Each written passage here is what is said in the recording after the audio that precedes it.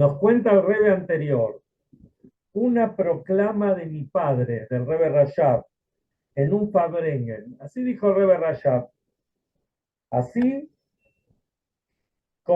así como sobre cada judío, sin diferencia si es un grande de la Torá o un hombre simple, recae cada día la mitzvah de la Torá de ponerse tefilín. Eso habla en la Yom Yom de hoy. Del mismo modo es una obligación plena que recae sobre cada yehudí el pensar diariamente media hora acerca de la educación de los hijos y hacer todo lo posible según sus fuerzas y más aún para lograr que los hijos vayan por la senda en la que se los está guiando. Y es algo sencillo de decir y difícil de hacer, pero sencillo de decir porque simplemente si no hay una base, no hay educación, se nos viene todo abajo. Jolile se cae el edificio. Más aún, podemos tener un edificio hermoso, pero si el edificio no tiene vida, no tiene chicos, ¿cuántas escuelas se han cerrado lamentablemente? Muchas porque realmente los Yehudim mutaron del lugar, se fueron a otros barrios, pero muchas se cerraron porque lo único que quedó fueron los hermosos edificios, o por lo menos edificios hermosos que eran en su momento. Pero el jinuj, la educación, dejaba mucho que desear. Entonces esta es la máxima. Cada yehudí, sea quien sea, tiene la obligación de pensar en la educación todos los días, en la educación de todos. Porque uno puede decir, bueno, yo ya tengo hijos grandes, tengo nietos, Baruch Hashem, hay que pensar en la educación de los nietos. Bueno, mis nietos están en una buena escuela, están bien encaminados, no alcanza. ¿Y qué pasa con los nietos del vecino, con los nietos del amigo, con los hijos del otro? Uno tiene que pensar en todo. Y estamos viviendo una época que por ahí, en un principio, se parecía a una historia que se contaba en el Shtetl. Una historia, un chiste, ¿no? Un episodio, digamos. En el Shtetl había tres tipos. ¿Qué quiere decir que no eran los más normales? Uno era el Shloimiel, el Shloimazl y el Nudnik. Los tipos que no le iban bien, que son pesados, etcétera. Entonces dicen que en un shtetl al- el Shloimiel le tiró la sopa hirviendo, digamos, arriba del Shleimazl. El Shleimazl es el que le sale toda la cosa mal. Entonces vino el Nudnik es ese que mete la púa, que es pesado. Viene el Nudnik y dice, ¿qué tendría que decir una persona normal? Vení, te ayudo, te quemaste, a ver qué hacemos. Viene el Nutri y dice, ¿qué era? ¿Sopa de verdura o sopa de pollo? Esto es un ejemplo, está muy bueno el ejemplo.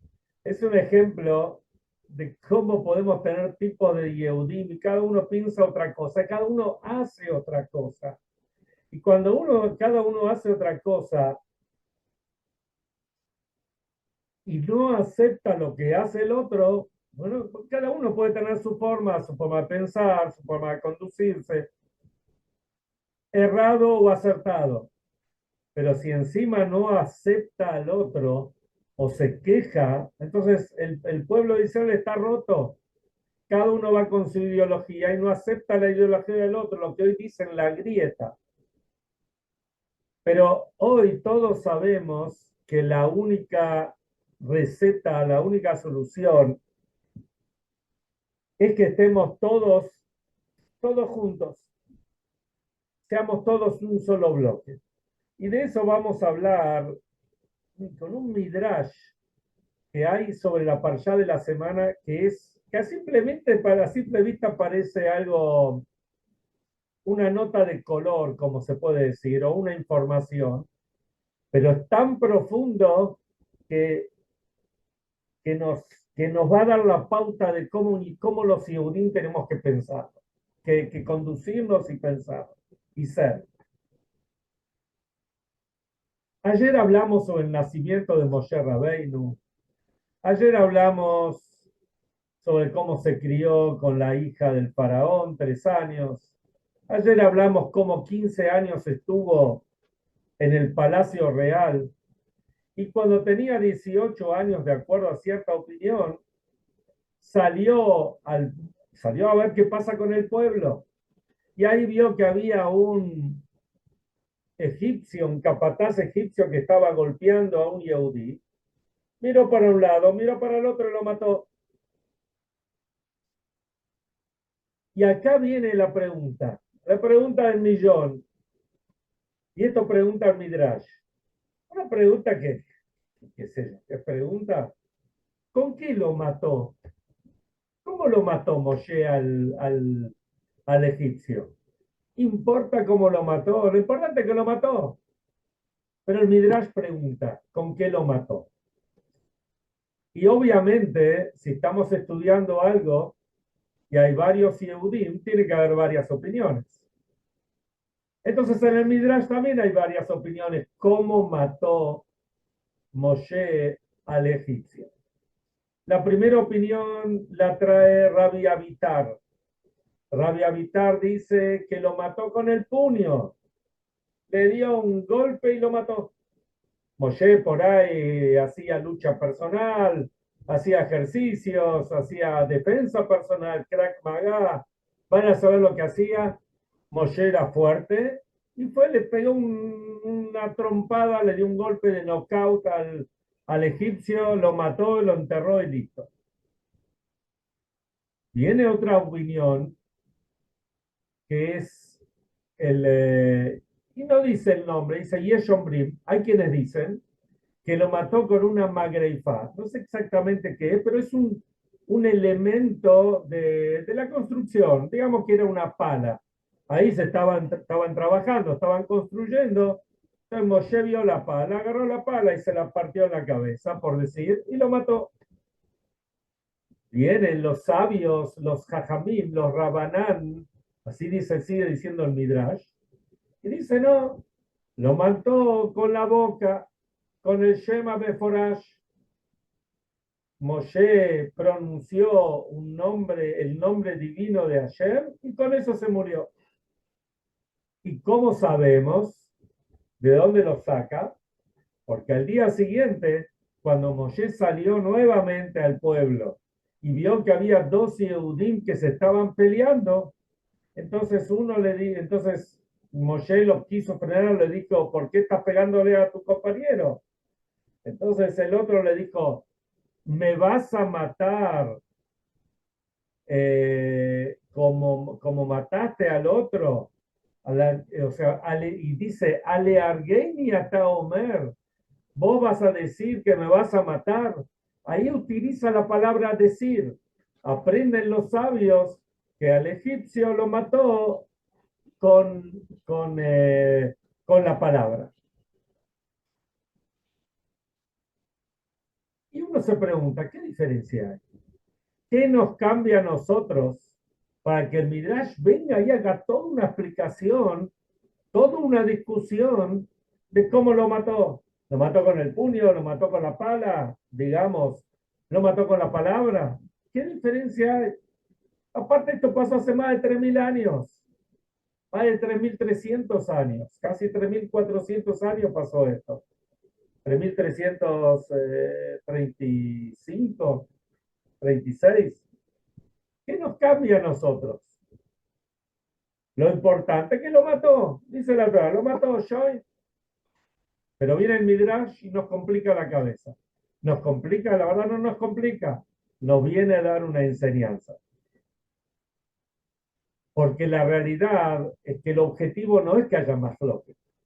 El objetivo no es que haya discusión. El objetivo es que aprendamos algo de todo esto. Porque en definitiva el Talmud dice, Eilu Eilu Divrei Elohim Hayim. El Talmud dice, lo que dice uno y lo que dice el otro son todas las palabras divinas. En otras palabras, porque uno puede decir, a ver, acá hay una discusión, acá hay una verdad. Lo mató con esto, lo mató con lo otro, o mató con lo tercero. ¿Con el puño, con la pala o con la palabra? Entonces, no es así. Esa es la pregunta, pero en realidad no importa tanto cómo lo mató, sino lo que importa es qué aprendemos de esto y por eso el Midrash lo trae. De hecho, Rashi, que es el comentarista principal, digamos, el primer comentarista que tenemos que estudiar para entender lo que dice la Torá, Rashi trae que lo mató con el Shema Meforash, lo mató con el nombre divino. Entonces tenemos que entender lo que representa cada una de estas cosas. Había un rabino, perdón, un escritor, un periodista, escritor que nació en Varsovia, se llamaba Hillel, tengo que anotado acá, Hillel Zitman, que escribía en Yiddish. Él escribía en los grandes periódicos americanos, Morgan Journal, después el Allgemeine Journal, y él trae en uno de sus escritos que acá hay algo más profundo. Moshe Rabbeinu fue el primer líder del pueblo de Israel. Para decirlo en palabras como nosotros entendemos más, fue el primer rebe del pueblo de Israel. Él tuvo que enfrentar a los egipcios, al faraón, a los egipcios, y los enfrentó con toda la rudeza que hacía falta, con toda la fuerza que hacía falta.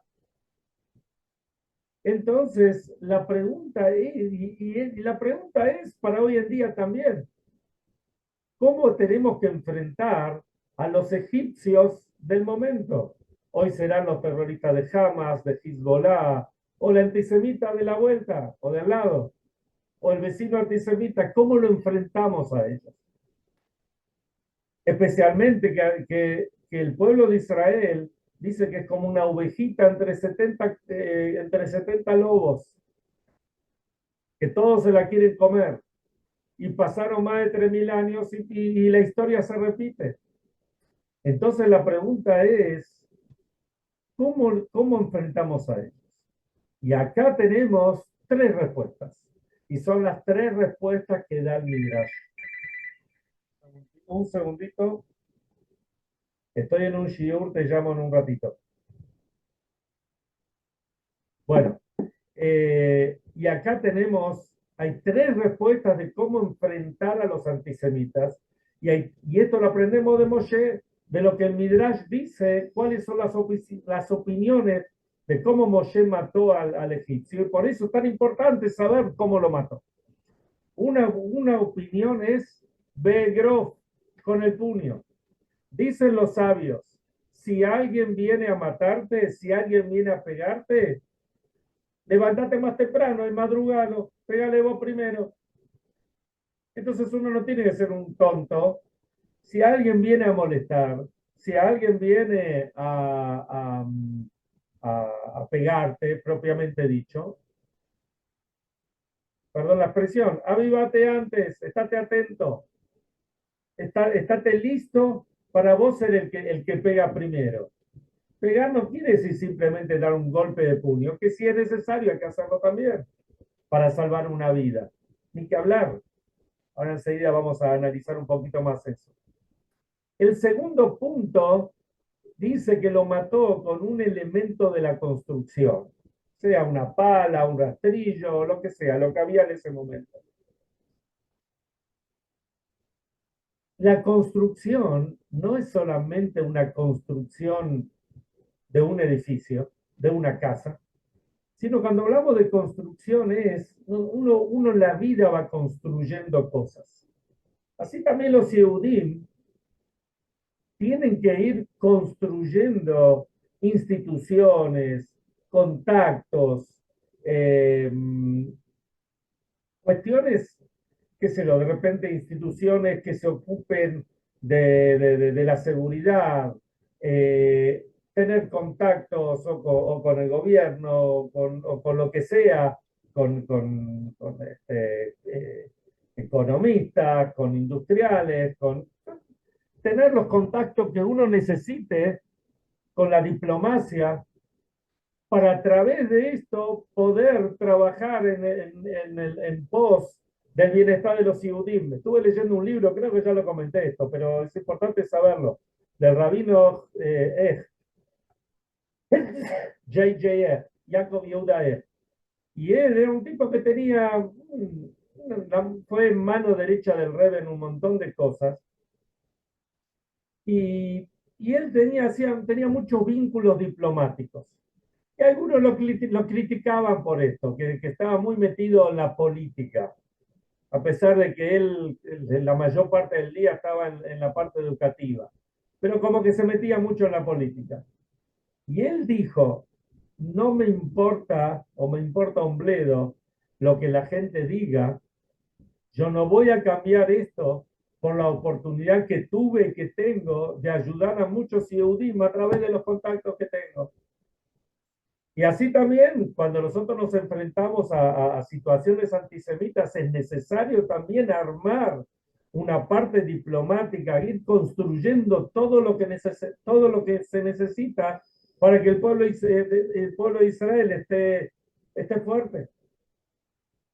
Y después, el tercer punto es, que en realidad es el principal, es el haz de espada que tenemos nosotros, que es la Torah.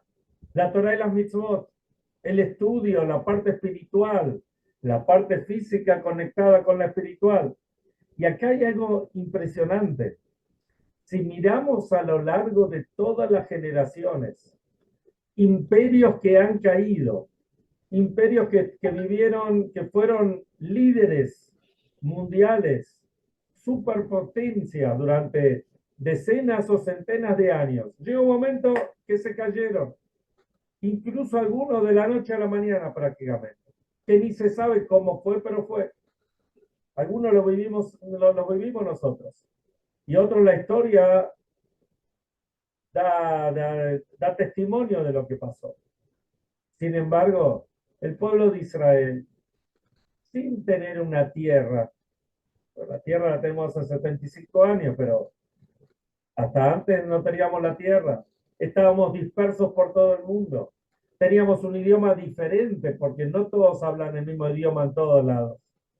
Teníamos vestimentas diferentes. Fíjense, el mismo en Europa, el que venía de un lado, el que venía de Alemania, el que venía de Rusia, el que venía de Polonia, se vestían diferentes.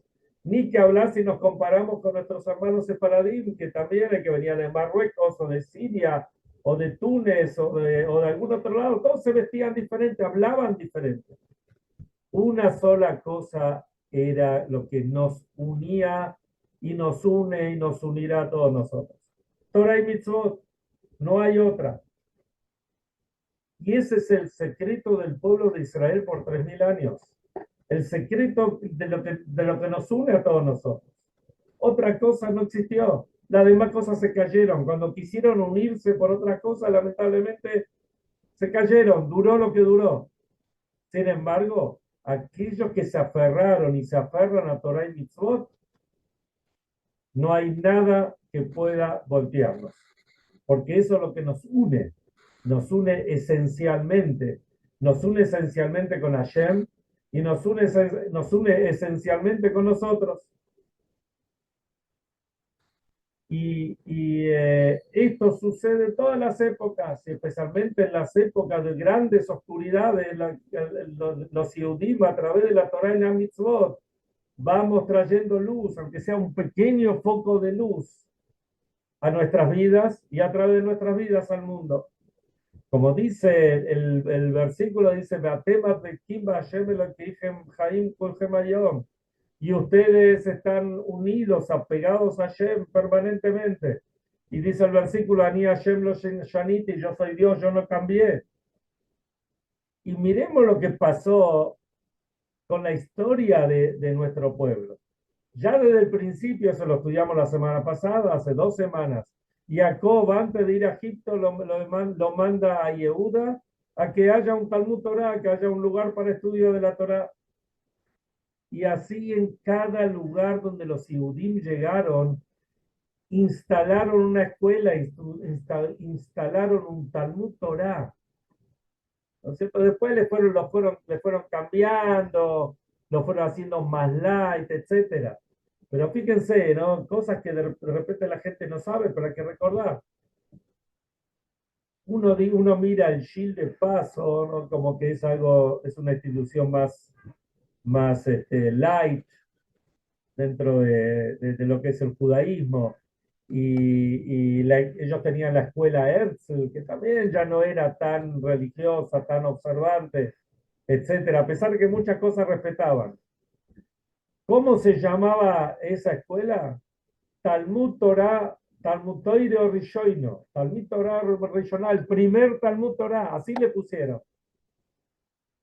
Y así en cada lugar donde fueron fundaron un Talmud Torah. Había Moré, a mí me tocó estar en pueblitos, estar en ciudades, y la gente mayor contaba que tenían un Rebe, tenían un Moré que venía y había 10 chicos y estaban divididos, y el mismo Moré les enseñaba a los 10, los dividían, 2, 3 quitot, 2, 3 grados y les enseñaba. Y no estamos hablando de comunidades por ahí muy observantes, ortodoxas, religiosas, qué sé yo. De todos lados había un Talmud Torah. Entonces, esto es la base del judaísmo. Cuando se estaba destruyendo el segundo Bet HaMikdash y Rabbi Yohanan ben Zakkai, antes de la destrucción fue justo, Rabbi Yohanan ben Zakkai logró salir de las murallas y se encontró con Vespasiano por todo un tema como cuenta el Talmud, y entonces le preguntó a Vespasiano, ¿qué es lo que querés que te dé y te voy a dar?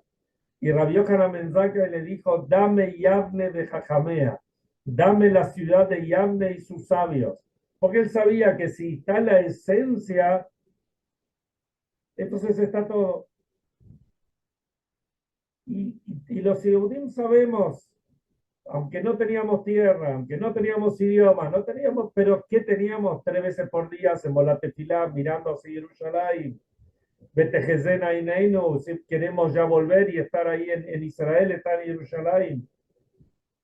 Y esta es la fuerza del Yehudí. La fuerza del Yehudí, lo que une a todos los Yehudim es esto. Y esto es lo que pasó el, el, el, el 7 de octubre pasado. El 7 de octubre pasado pasó algo increíble. Algo que nadie se imagina y ni lo entendemos por qué pasó. Del punto de vista espiritual, seguro que no. Y del punto de vista de la seguridad de Israel, tampoco lo entendemos. Pero no somos nosotros quienes tenemos que entender. Algún día se sabrá o no se sabrá, no pasa por ahí. Pero tenemos que saber que para luchar necesitamos los tres elementos. Necesitamos las armas, para salvar la vida de un Yehudí, aunque sea Shabbat, y aunque el enemigo ni siquiera venga con armas, pero uno sospecha que hay gato encerrado atrás de eso, hay que ir a agarrar las armas y salir a luchar. Y si hay que salvar a un Yehudí, hay que ir y salvarlo, sea lo que sea y cueste lo que cueste, sea quien sea ese Yehudí. También hay que armar la parte diplomática. Hay que construir todo eso para explicar a los pueblos del mundo. Cuando los pueblos del mundo ahora, el 7 de octubre, los días subsiguientes, se enteraron lo que pasó, ellos saben perfectamente que esto pasó ahí en Israel, lo ha leído, pero puede pasar en cualquier parte del mundo. Todos los pueblos lo saben perfectamente. Y ahí donde Israel tiene que construir sus alianzas. Pero por supuesto, no hay que dejar de usar nuestro as de espada, nuestra carta secreta, que no es secreta, que es la Torah y la mitzvot. Necesitamos estos 3 puntos. Viene uno de los nieto del Baal Shem Tov, pero que era, fue Rabbi Israel Ruginer. Rabbi Israel de Rugin dice, explica sobre la parashá de la semana, dice que Moshe lo enterró a Egipto en la arena. Arena se dice Hol. Hol también quiere decir lo mundano, como decimos en la Abdalá, Mabdil ben Kodesh lehol. El que sabe, Dios es el que sabe separar entre lo santo y lo semanal, lo mundano, lo profano. ¿Qué quiere decir? Que estamos, incluso en lo mundano, nosotros estamos conectados con los santos. Moshe Rabbeinu sabía perfectamente estar conectado con los santos. Y si incluso para eso, si hay que decir el nombre especial de Hashem, hay que decirlo. Y para eso, incluso la tzabá y los soldados y todo lo que se hace en aras de salvar al pueblo de Israel es Kadosh, es santo.